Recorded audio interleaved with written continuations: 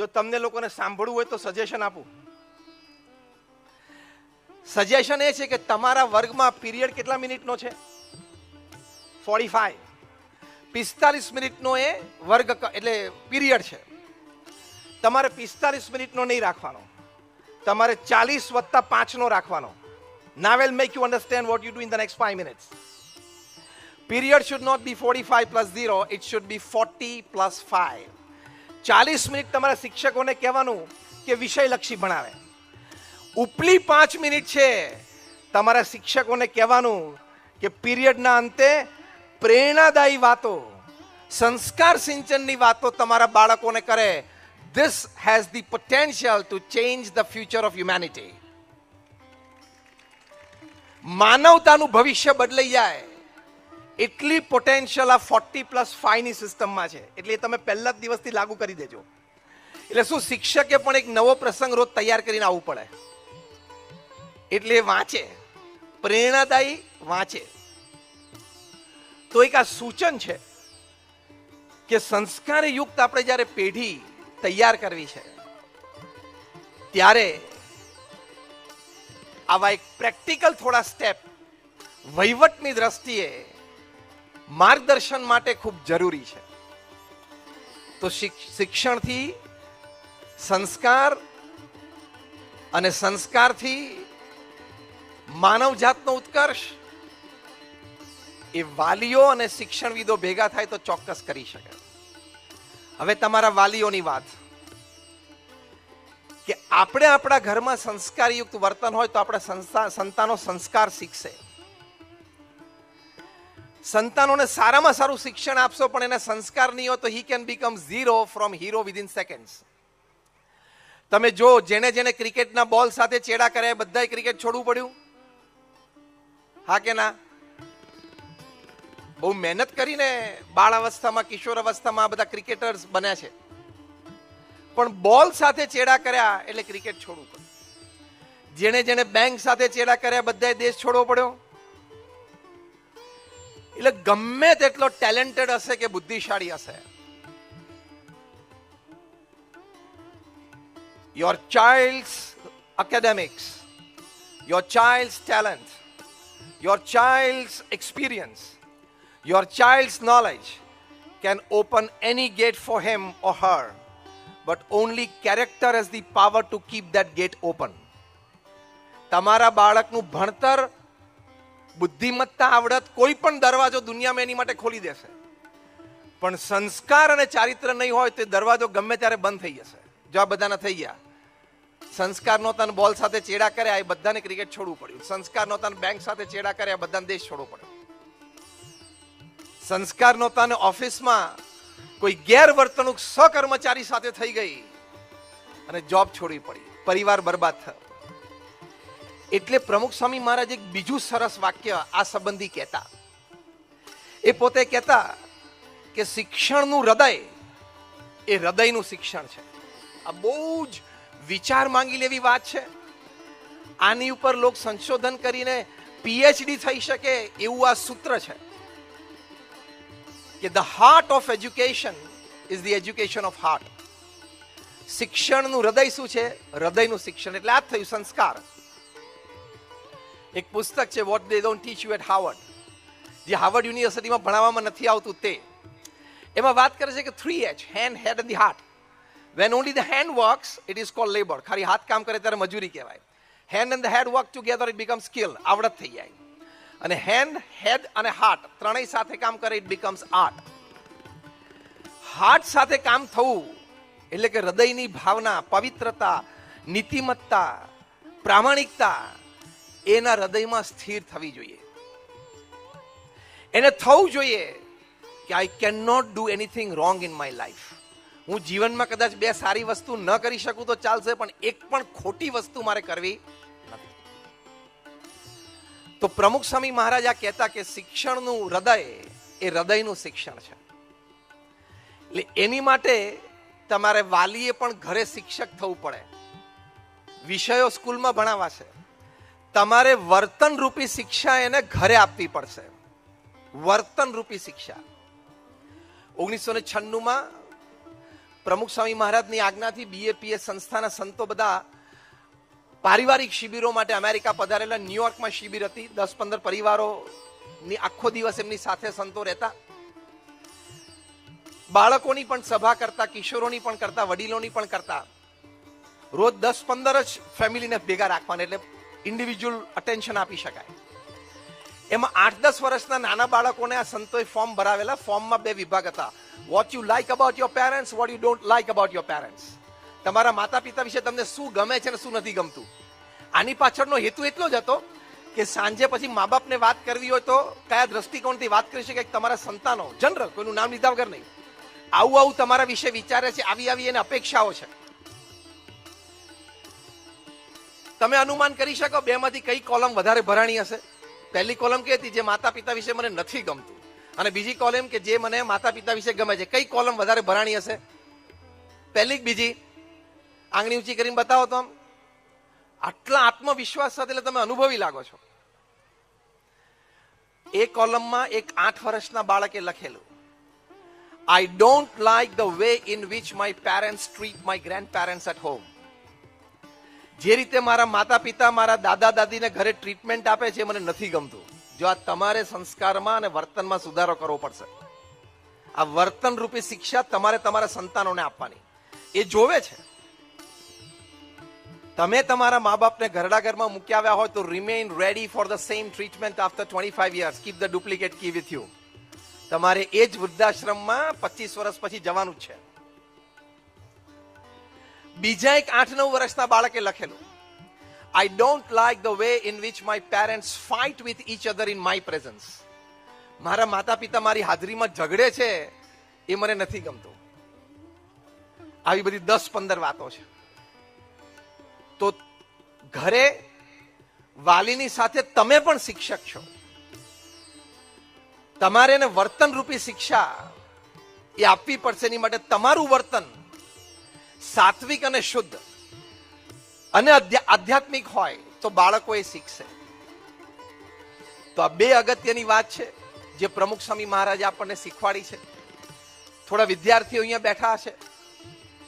અમારા ગુરુ હરિ મહંત સ્વામી મહારાજ એક વખત તિથલમાં હતા, દક્ષિણ ગુજરાતમાં, વલસાડની બાજુમાં. BAPS નું બહુ જ મોટું મંદિર તિથલમાં ત્યાં સાગર કિનારે છે. સવારે ભગવાનના દર્શન કરીને મંદિરમાં આમ ઘનશ્યામ મહારાજના ખંડમાંથી બહાર આવતા હતા. એક સંત જે ત્યાં કિશોર મંડળ, યુવક મંડળની પ્રવૃત્તિ કરે છે, એક કિશોરને લઈને ઉભા હતા. અને એમને મહંત સ્વામી મહારાજને કહ્યું કે સ્વામી, આ કિશોર કેનેડા ભણવા જાય છે, આપ એને આશીર્વાદ આપો કે સારું ભણી શકે. મહંત સ્વામી મહારાજે કિશોરનો હાથ પકડ્યો અને 2-3 ખૂબ સુંદર વાક્ય કહ્યા શીખ રૂપે. આ તમે પણ તમારા સંતાનોને કહેજો. પહેલી વાત મહંત સ્વામી મહારાજે કરી કે આપણે ત્યાં ભણવા જઈએ છીએ તો સારામાં સારો અભ્યાસ કરવો. બીજી વાત કરી કે આપણા માતા પિતાના, પરિવારના અને આ સત્સંગના સંસ્કાર ભૂસાઈ ન જાય એ જાણપણું રાખવું. અને ત્રીજી વાત કરી કે સત્સંગ સિવાય, એટલે કે સંસ્કાર, એનું આ બીજું નામ છે, સત્સંગ સિવાય બીજી કોઈ લપમાં પડતા નહીં. આ 3 કોઈ પણ વિદ્યાર્થી માટે એ સુવર્ણ વાક્ય ગુરુ હરિ મહંત સ્વામી મહારાજના છે. તો પ્રમુખ સ્વામી મહારાજ અને મહંત સ્વામી મહારાજ જેમને સમાજ અને જનજીવનનો આટલો અનુભવ છે. પ્રમુખ સ્વામી મહારાજ એમના જીવનકાળ દરમિયાન દુનિયાના 18,000 ગામો, શહેરો અને ગલી ગલીએ 18,000 ગામો, શહેરોમાં જાતે ગયા છે. ફરવા માટે નહીં. હા, એ 22 વખત અમેરિકા ગયા, એકેય વખત ડિઝનીલેન્ડ નથી ગયા કે બેવરલી હિલ્સ, લોસ એન્જલસમાં ફરવા નથી ગયા. આપણી પ્રજાના સંસ્કાર ટકી રહે એની માટે. એમનો અનુભવ હું વાત કરું છું. એમના આંકડા તમને સાંભળશો ને તો તમને ચક્કર આવશે. અને બધા આંકડા જે હું બોલું છું ને એ બધા એમની ઉંમર 51 થી 95 ના છે. Because he became the guru of the organization at the age of 51. In other terms, worldly terms, he started his career at 51. 51 વર્ષે તો એમની કારકિર્દી ચાલુ થઈ. કારણ કે 1971માં એ ગુરુ પદે આવ્યા ત્યારે. ત્યાર પછી 51 વર્ષની ઉંમર પછી 18,000 ગામો અને શહેરોમાં ગયા છે. વ્યક્તિગત જીવનના ઉત્કર્ષ માટે, પારિવારિક સંસ્કારો માટે, સમાજ સેવા સંસ્થાઓને પ્રેરણા આપવા માટે, આવી શૈક્ષણિક સંકુલો ઊભી કરવા માટે. લોકો એમને વ્યવહારિક પત્રો લખતા, વ્યક્તિગત પ્રશ્ન હોય, પારિવારિક પ્રશ્ન હોય, એવા 7.5 લાખ પત્રોના એમણે લેખિત જવાબ આપ્યા છે. At an unbelievable average of reading and answering more than 50 letters a day without a Sunday for 45 years. તમે ઓફિસમાં કાલ પરમ દિવસે જાઓ ત્યારે તમે તમારો ઓફિસ મેલ બોક્સ ખોલો અને એમાં 10-15 મેલના જવાબ બિફોર લંચ ટાઈમ આપવાના હોય તો શું થાય? પ્રમુખ સ્વામી મહારાજે 45 વર્ષ સુધી રવિવાર જોયો નથી, રોજના 50 થી 70 પત્રોના જવાબ આપ્યા છે. ધર્મચરણ સ્વામી અહીંયા સાક્ષી બેઠા છે. સાહેબ બરોબર છે ને વાત? કારણ કે એ ભેગા જ હતા એઝ ઇઝ એસિસ્ટન્ટ.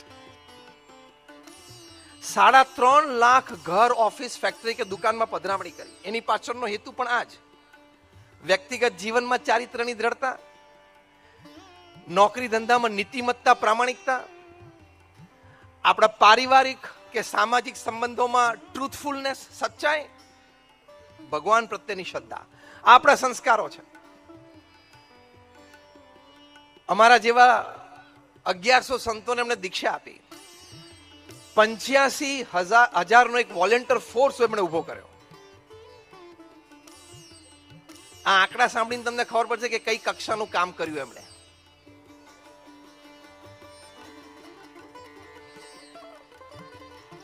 આટલું કાર્ય જેમણે કર્યું છે, આટલા જનસંપર્કમાં જે આવ્યા છે, આટલા લોકોને મળ્યા છે, 4 મિલિયન, 40 લાખ લોકોને વ્યક્તિગત મળ્યા છે અને પ્રશ્નો સાંભળ્યા છે, નિરાકરણ આપ્યું છે. અને આઈ ચેલેન્જ એન્ડ ગેરંટી, તમને સમાજમાં એક વ્યક્તિ એવી નહીં મળે કે જેમ કે મારે કોઈ પ્રશ્ન હતો ને મેં પ્રમુખ સ્વામી મહારાજને વ્યક્તિગત પૂછ્યો, પારિવારિક હોય, વ્યક્તિગત હોય, વ્યવસાયિક હોય, સામાજિક હોય, અને એમને મને આ ઉત્તર આપેલો, સુઝાવ આપેલો, આ માર્ગદર્શન આપેલું, એ પ્રમાણે હું ચાલ્યો અને દુઃખી થયો, એવો એક વ્યક્તિ તમને નહીં મળે. એમનો એક્સપિરિયન્સ પણ એવો હતો, એમનું વિઝડમ પણ એવું હતું. એ વ્યક્તિ આપણને આ 2 સૂત્ર આપે છે કે લક્ષણ વગરનું શિક્ષણ ભક્ષણ કરે, લક્ષણ વાળું શિક્ષણ રક્ષણ કરે. એ વ્યક્તિ બોલે છે કે શિક્ષણનું હૃદય એ હૃદયનું શિક્ષણ છે. અનુભવી વ્યક્તિના શબ્દોની આટલી કિંમત હોય, એ સારનો સાર હોય, તો વાલી તરીકે આપણું વર્તન અને શિક્ષક તરીકે વિષય ભણાવ્યા પછી થોડી 5 મિનિટ સંસ્કારની વાત, આ 2 વાત તમે કરજો. અને છેલ્લી વાત કહીને હું પૂરું કરું.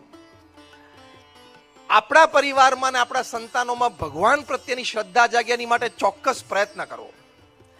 આપણા ઘરમાં ઘર મંદિર હોવું જ જોઈએ, એ સંસ્કારની ગંગોત્રી છે.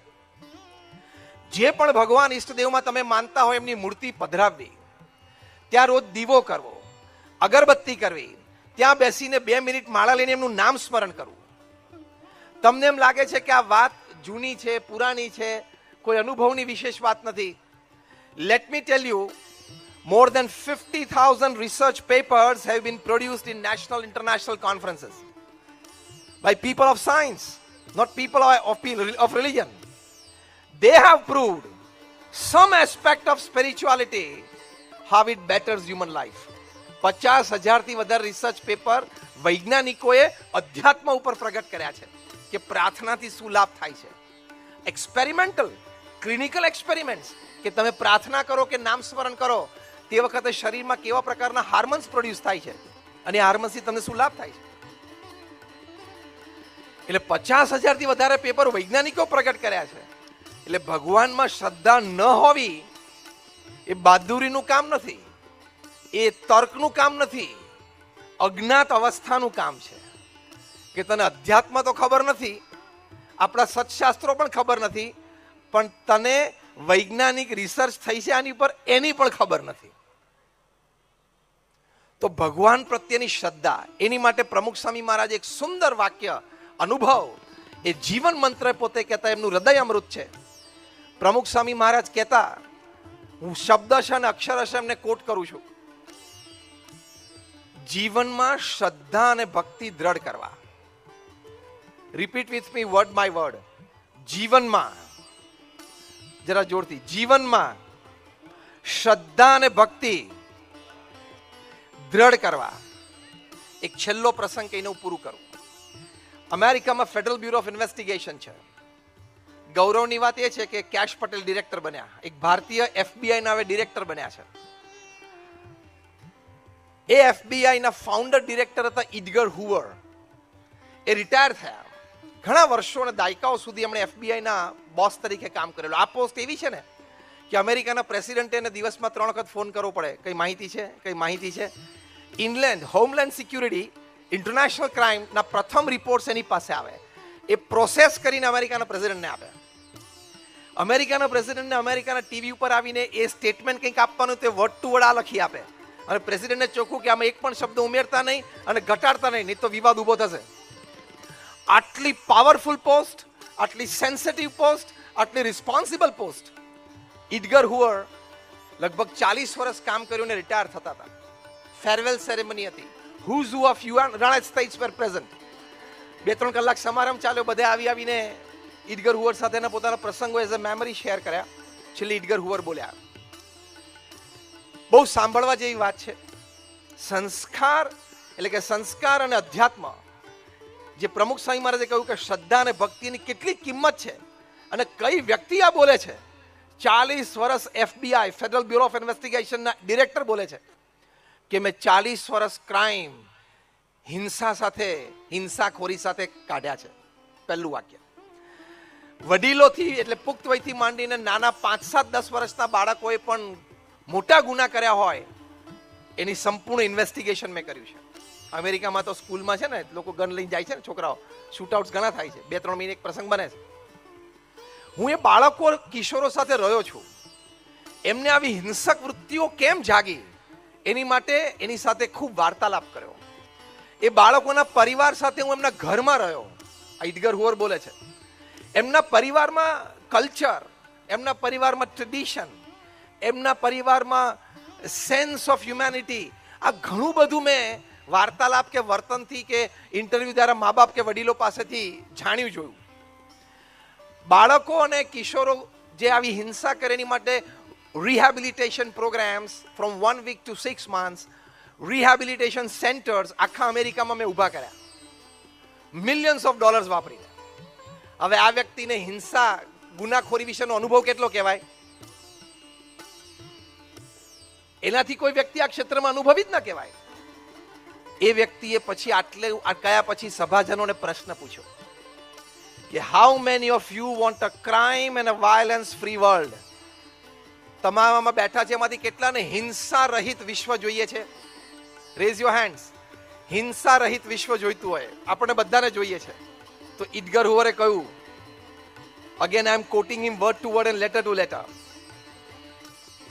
ઇડગર હુવર બોલ્યા, a child who has been taught to obey the laws of God will find very little difficulty in obeying the laws of man in future. એટલે કે જે બાળકને તમે નાનપણથી ભગવાનમાં શ્રદ્ધા અને ભગવાનના કાયદા પાળતા શીખવાડશો, એ બાળકને મોટા થઈને સમાજમાં માણસના કાયદા પાળવામાં તકલીફ નહીં પડે. માટે નાનપણથી એને ભગવાનમાં શ્રદ્ધા કેળવાઓ. ઇડગર હુવર બોલે છે એનો મતલબ કે પ્રમુખ સ્વામી મહારાજની વાત સાચી કે જીવનમાં શ્રદ્ધા અને ભક્તિ દ્રઢ કરવા. તો આ 3 સૂત્રો એ પ્રમુખ સ્વામી મહારાજે આપ્યા છે. એ આપણે જીવનમાં વર્તનની દ્રષ્ટિએ દ્રઢ કરવા. શિક્ષકો અને વાલીઓ બંને, અને વાલી અને શિક્ષકો બંનેને વિનંતી કે આપણે વિદ્યાર્થીઓને પણ આ વાત દ્રઢ કરાવીએ. ફરી એક વખત આજના શુભ પ્રસંગે જ્યારે આવું એક શૈક્ષણિક ધામ ઉદ્ઘાટિત થઈ રહ્યું છે ત્યારે પ્રવીણભાઈ અને ટ્રસ્ટીશ્રીઓને તમામને આપણે પ્રથમ ખૂબ ખૂબ અભિનંદન પાઠવીએ છીએ. ખૂબ મહેનત કરી શિક્ષણ અને સંસ્કાર વિદ્યાર્થીઓને આપી શકે એની માટે પણ શુભેચ્છા પાઠવીએ છીએ. આ સંકુલમાંથી એવા દેશ સેવકો તૈયાર થાય, સમાજ સેવકો તૈયાર થાય, ભગવાનના ભક્તો એવા તૈયાર થાય, અને ઓફકોર્સ પ્રોફેશનલ્સ તો તૈયાર થવાના જ છે કારણ કે it is part of the system. એની માટે પણ શુભેચ્છા પાઠવીએ છીએ.